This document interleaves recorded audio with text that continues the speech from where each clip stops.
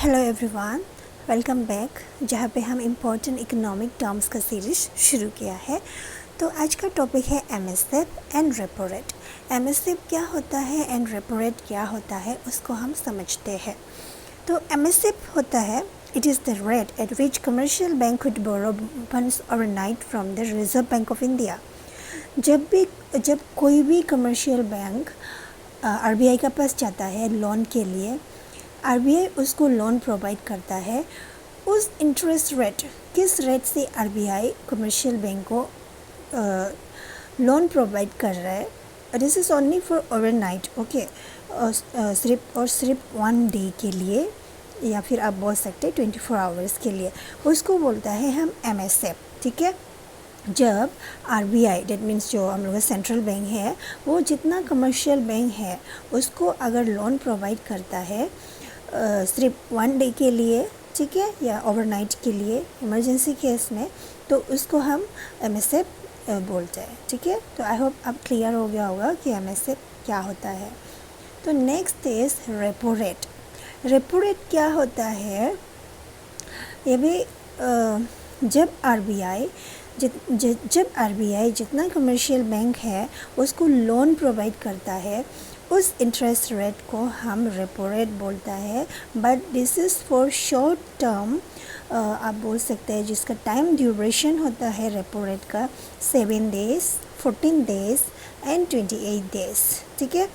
जब commercial bank को RBI loan देता है शॉर्ट टर्म पीरियड के लिए, उसको हम बोलते हैं रेपो रेट, ठीक है। Repo rate is the rate at which the central bank of the country, that is RBI हम लोग का है, lends money to commercial bank in the time of cash shortage for the short term, ठीक है।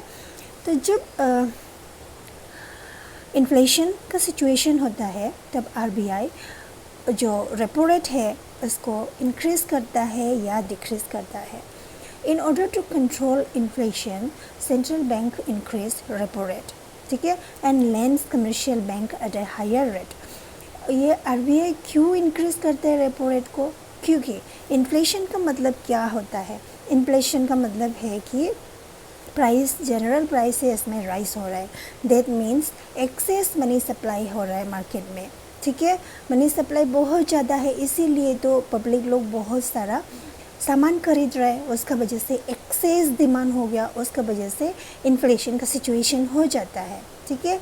तो इसीलिए RBI जो है रेपो रेट को इंक्रीज़ कर देता है ताकि कमर्शियल बैंक के पास कम से कम पैसा लोन में देने के लिए बचे, ठीक है। और एक बात, जब आरबीआई रेपो रेट को इंक्रीज़ कर देगा तो कमर्शियल बैंक भी अपना कस्टमर है जो पब्लिक लोग है उसको लोन देने से उस इंटरेस्ट रेट को इंक्रीज़ कर देगा, तो पब्लिक लोग लोन लेने के लिए डिस्करेज हो जाएगा, ठीक है। तो उसमें ऑटोमेटिकली मनी सप्लाई कंट्रोल हो जाएगा। If money supply is control, then क्या हो जाएगा, जो डिमांड है, डिमांड विल रिड्यूस, राइट। जब डिमांड रिड्यूस हो जाएगा तो जो इन्फ्लेशन का सिचुएशन था कंट्री में वो ऑटोमेटिकली कंट्रोल हो जाएगा, ठीक है। इसी तरह से जो आरबीआई है रेपो रेट को कंट्रोल करता है, ठीक है। रेपो रेट ऐसा रेट जिस रेट से आरबीआई कमर्शियल बैंक को लोन देता है फॉर कुछ शॉर्ट पीरियड ऑफ टाइम के लिए, वो होता है 7 डेज, 14 डेज एंड 28 डेज के लिए, ठीक है। तो अगर आपको पूछेगा what is the current repo rate, तो रेपो रेट का जो अभी करेंट रेट है कितना है, दैट इज़ दिस इज़ 4.9%, ठीक है।